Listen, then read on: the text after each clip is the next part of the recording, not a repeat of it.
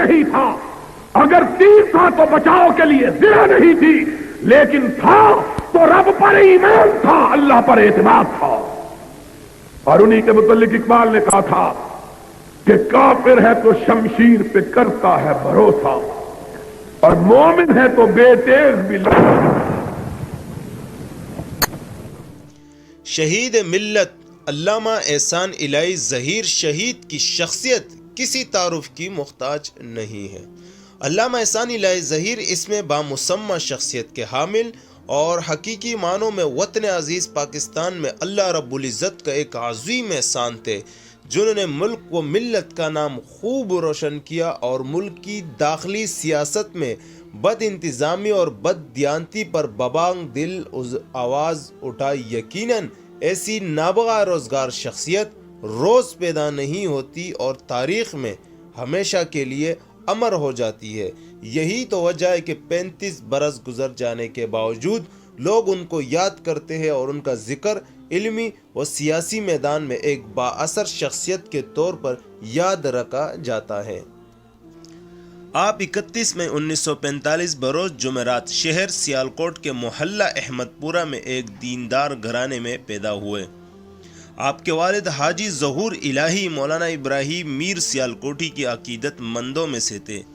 ابتدائی تعلیم اپنے گاؤں کے پرائمری اسکول میں حاصل کی. آپ کو بچپن ہی سے پڑھنے لکھنے کا شوق تھا.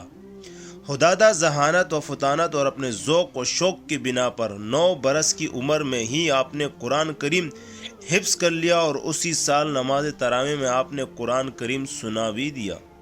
ابتدائی دینی تعلیم دارالسلام سے حاصل کی. اس کے بعد محدث العصر جناب حافظ محمد گوندلوی کی درسگاہ جامعہ الاسلامیہ گجرانوالہ چلے آئے. 1960 میں دینی علوم کی تحصیل سے فراغت پائی اور پنجاب یونیورسٹی سے عربی میں BA آنرز کی ڈگری اور کراچی یونیورسٹی سے لا کا امتحان پاس کیا. اس کے بعد اعلیٰ دینی تعلیم کے حصول کے لیے مدینۃ الرسول میں ملت اسلامیہ کی عظیم عالمی یونیورسٹی مدینہ یونیورسٹی میں داخلے کی سعادت نصیب ہوئی اور آپ کو یہ اعزاز بھی حاصل ہوا کہ آپ اس وقت مدینہ یونیورسٹی میں دوسرے پاکستانی طالب علم تھے. ان دنوں مدینہ یونیورسٹی میں دنیا بھر سے یعنی 98 ممالک 98 ممالک کے طلبہ زیر تعلیم تھے. وہاں اپنے دنیا اسلام اور تاریخ کے نامور و معتبر اور وقت کے ممتاز علماء کرام سے علم حاصل کیا. ان میں سر فہرست محدث العصر امام ناصر الدین البانی رحمہ اللہ، مفسر قرآن شیخ محمد، فضیلت الشیخ ڈاکٹر عطیہ محمد صالح اور الشیخ علامہ عبدالعزیز بن باز وغیرہ شامل ہیں.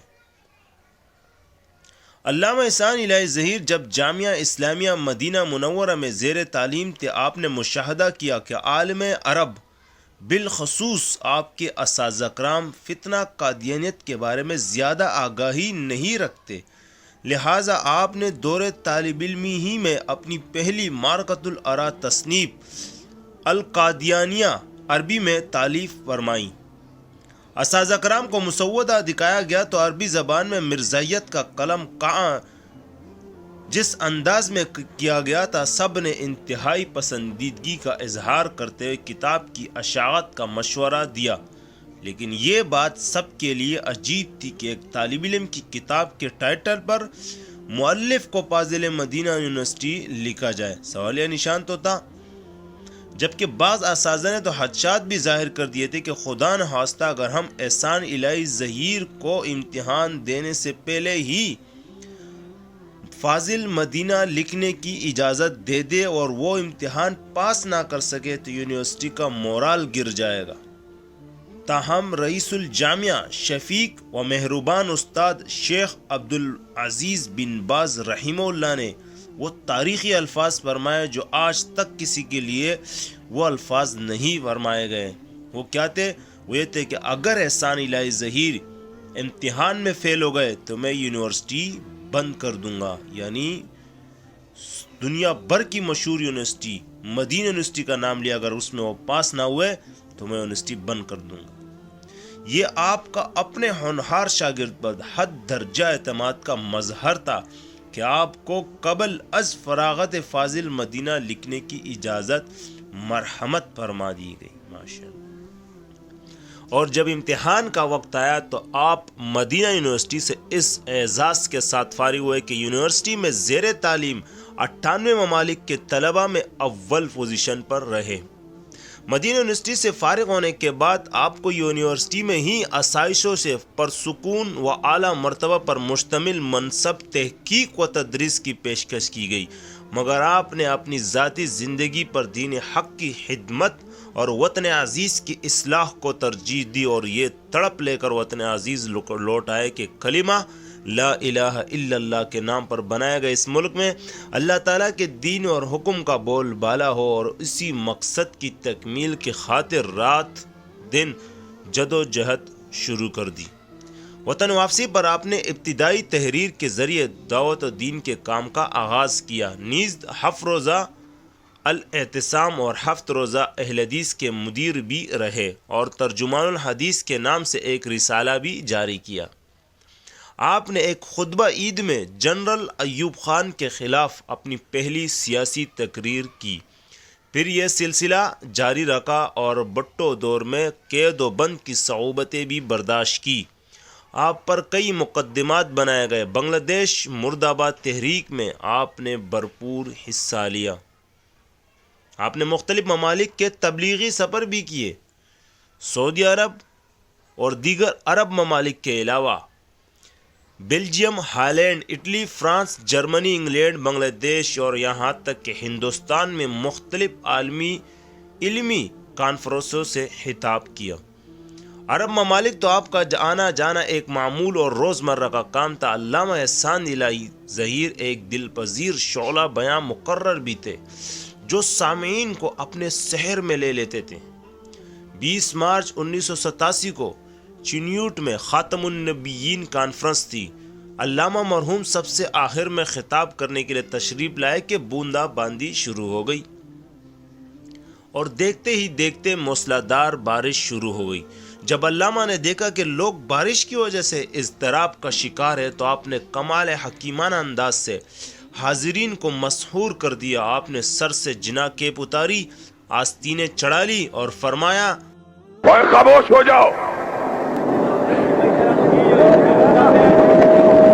چند نوجوان جو بانسوں کے گرد ہیں وہ تھامے رکھے، باقی بیٹھے رہے۔ جس نے بارش سے گھبرا جانا ہے وہ چلا جائے۔ ہمارا ساتھ وہ دے جو محمد کی نبوت کے لیے چھاتیاں گولیوں کے سامنے کھڑا کرے۔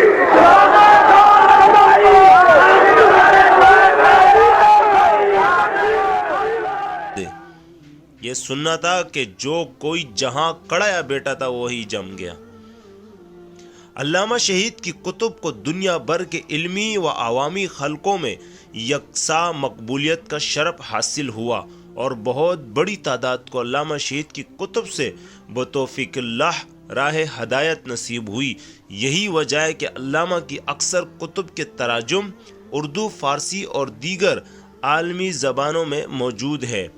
آپ نے جس موضوع یا جس باطل فرقہ پر قلم اٹھایا، اللہ کے فضل و کرم سے اس کا حق ادا کر کے دکھایا، اور آج تک آپ کی کسی بھی کتاب کا کوئی علمی جواب نہیں دے سکا۔ عالم بعمل، محدث الاثر، کئی دینی کتابوں کے مصنف علامہ احسان الہی ظہیر 23 مارچ 1987 کو بروز پیر قلعہ لچمن سنگھ لاہور کے مین بازار کے فوارہ چوک میں جلسہ تھا۔ علامہ صاحب مسلسل جلسوں اور طبیعت کی ناسازی کے باعث رات 10:40 پر جلسہ گاہ تشریف لائے اور اس وقت آپ کے رفیق کار علامہ حبیب الرحمن یزدانی خطاب فرما رہے تھے۔ 11:05 پر علامہ صاحب مائک پر جلوہ افروز ہوئے۔ علامہ صاحب کے خطاب کا مرکزی نقطہ ملت اسلامیہ کا اتحاد و اتفاق تھا۔ انہوں نے کہا کہ اگر پاکستان کے 10 کروڑ مسلمان مرنے کا عزم کر لے تو رب کعبہ کی قسم ساری کائنات انہیں ختم نہیں کر سکتی۔ 11:35 پر علامہ صاحب نے حکیم الامت ڈاکٹر علامہ محمد اقبال کا یہ شعر پڑھا، کافر ہے تو شمشیر پہ کرتا ہے بھروسہ، مومن ہے دو بے دیغ بھی۔ ابھی اتنے الفاظ ہی ادا کیے تھے کہ اسٹیج پر ان کے بائیں ٹانگ کے قریب سے ایک بم پھٹا۔ اور کونین کے تاجدار نے جب مومنوں کو لڑایا، نہ کسی کے پاس تیر تھا نہ تلوار تھی، کسی کے پاس نیزہ تھا تو ڈھال نہیں تھی، اگر کمان تھا تو چھوڑنے کے لیے تیر نہیں تھا، اگر تیر تھا تو بچاؤ کے لیے زرہ نہیں تھی، لیکن تھا تو رب پر ایمان تھا، اللہ پر اعتماد تھا۔ اور انہی کے متعلق اقبال نے کہا تھا کہ کافر ہے تو شمشیر پہ کرتا ہے بھروسہ، اور مومن ہے تو بے تیغ بھی